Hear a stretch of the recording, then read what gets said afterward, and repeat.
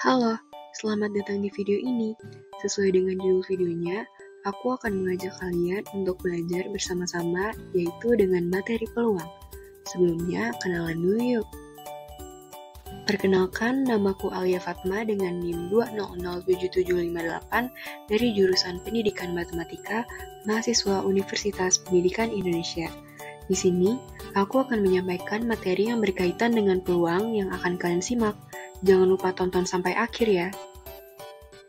Sebelumnya, untuk dapat memudahkan kalian untuk mengetahui apa saja yang akan dipelajari di sini, aku membuat bagan mengenai peta konsep peluang. Terdapat dua submateri yang akan kita pelajari dalam materi peluang ini, yaitu peluang empirik dan percobaannya, juga peluang teoretik, dan perhitungan rumus. Yuk, kita telaah lebih lanjut tentang apa sih peluang empirik. Banyak masalah di sekitar kita yang berkaitan dengan pengambilan keputusan. Tanpa kita sadari, terkadang keputusan yang kita buat dapat merugikan suatu pihak atau dapat menguntungkan pihak lain.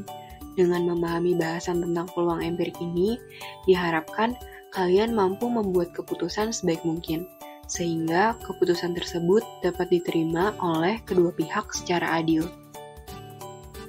Amati ilustrasi berikut yuk. Pada saat jam istirahat, Hana dan Fani secara bersamaan menuju ke ruang komputer sekolah untuk mengerjakan tugas. Setelah berdiskusi, mereka memutuskan untuk menggunakan komputer secara bergiliran masing-masing selama 1 jam. Namun, masalahnya adalah mereka sama-sama ingin mendapat giliran terlebih dahulu. Bagaimanakah menurut kalian cara yang tepat untuk menyelesaikan masalah tersebut? Hana dan Fani memikirkan cara yang adil untuk mendapatkan kesempatan yang sama agar hasilnya bisa mereka terima. Lalu, setelah berpikir, Hana mengusulkan untuk mengundi dengan 3 pilihan berikut. Pilihan pertama, yaitu melemparkan suatu uang koin logam dengan 2 sisi sebanyak 1 kali. Jika pada pelemparan, sisi angka muncul menghadap atas, maka Hana yang berhak menggunakan komputer terlebih dahulu. Jika sisi gambar muncul, maka Fani yang berhak menggunakan komputer terlebih dahulu. Pilihan kedua, yaitu mengambil 1 kelereng dari 3 kelereng dengan mata tertutup. Kelereng yang disiapkan adalah warna merah, kuning, dan biru. Hana menyuruh Fani untuk memikirkan 1 kelereng dengan warna sebarang. Kemudian, Hana menyuruh Fani mengambil 1 kelereng dari dalam kantong yang sudah dipersiapkan. Jika kelereng yang diambil Fani adalah sesuai dengan yang dia pikirkan, maka Fani yang berhak menggunakan komputer terlebih dahulu. Dan pilihan ketiga, yaitu menggelindingkan 1 dadu dengan 6 sisi. Jika yang muncul di sisi atas adalah angka genap, maka Fani yang berhak menggunakan komputer terlebih dahulu. Jika yang muncul di sisi atas adalah ganjil, maka Hana yang berhak menggunakan komputer terlebih dahulu. Dapatkah kalian mengetahui dari ketiga percobaan yang dilakukan tersebut, percobaan manakah yang fair? Suatu cara dikatakan fair dalam masalah Hana dan Fani di atas, jika dengan cara tersebut, Hana dan Fani mempunyai kesempatan yang sama untuk mendapatkan giliran menggunakan komputer terlebih dahulu.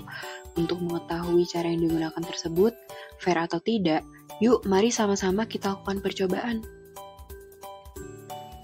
Langkah-langkah percobaan sebagai berikut. Siapkan alat dan bahan, 1 koin, 6 kelereng, disarankan menggunakan 2 warna merah, 2 warna kuning, dan 2 warna biru, ataupun bisa dengan warna lain. Dan yang terakhir, menggunakan 1 dadu. Lakukan percobaan melalui instruksi berikut. Melemparkan 1 koin sebanyak 3 kali, ambil kelereng dari dalam kantong sebanyak 6 kali dengan mata tertutup. Yang terakhir, gelindingkan dadu sebanyak 3 kali. Lalu amati hasil yang didapatkan dalam setiap kali percobaan. Agar catatan kalian rapih, gunakan tabel seperti berikut.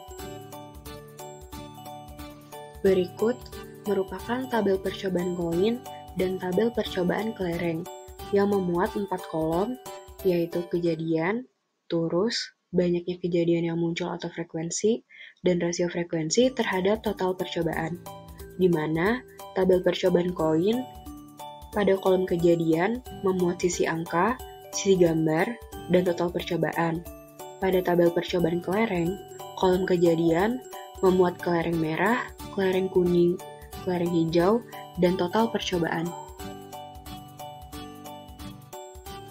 Sama seperti tabel sebelumnya, tabel percobaan dadu memiliki 4 kolom yang sama, yaitu kejadian, turus, banyaknya kejadian yang muncul, dan rasio frekuensi terhadap total percobaan. Dengan kolom kejadian memuat mata dadu 1, mata dadu 2, mata dadu 3, mata dadu 4, mata dadu 5, mata dadu 6, dan total percobaan. Berikut merupakan petunjuk pengerjaan tabel. Yang pertama, yaitu lakukan percobaan sesuai perintah. Yang kedua, menuliskan total percobaan setelah melakukan seluruh percobaan. Yang ketiga, catat kejadian yang telah muncul ke dalam kolom turus. Yang keempat, jumlahkan banyaknya kejadian yang muncul pada kolom frekuensi. Lalu yang terakhir, hitung rasio frekuensi terhadap total percobaan. Selanjutnya, kita akan membahas percobaan pelemparan dadu yang dilakukan oleh Hana dan Fanny. Hana dan Fanny memutuskan untuk melakukan pilihan ketiga, yaitu menggelindingkan satu dadu dengan 6 sisi. Jika yang muncul di sisi atas adalah angka genap, maka Fanny yang berhak menggunakan komputer terlebih dahulu. Jika yang muncul di sisi atas adalah angka ganjil, maka Hana yang berhak menggunakan komputer terlebih dahulu, dengan menggelindingkan dadu sebanyak 6 kali.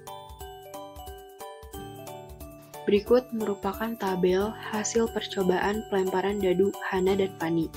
Munculnya mata dadu 1 sebanyak 1 kali, munculnya mata dadu 2 sebanyak 2 kali, munculnya mata dadu 3 sebanyak 1 kali, munculnya mata dadu 4 sebanyak 2 kali.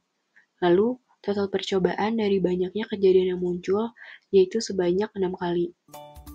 Rasio frekuensi terhadap total percobaan pada mata dadu 1, yaitu 1/6 sama dengan 0,16, rasio pada mata dadu 2 yaitu 2/6 sama dengan 0,33, rasio pada mata dadu 3 sama dengan 1/6 sama dengan 0,16, dan rasio pada mata dadu 4 yaitu 2/6 sama dengan 0,33. Hasil bagi frekuensi terhadap total percobaan disebut peluang empirik. Dari percobaan tersebut, kita dapat mengetahui bahwa peluang empirik munculnya mata dadu berjumlah genap sebanyak 0,66 dan peluang empirik munculnya mata dadu ganjil sebanyak 0,32. Karena rasio munculnya mata dadu genap lebih besar daripada mata dadu ganjil, maka dari itu, Fanny berhak menggunakan komputer terlebih dahulu.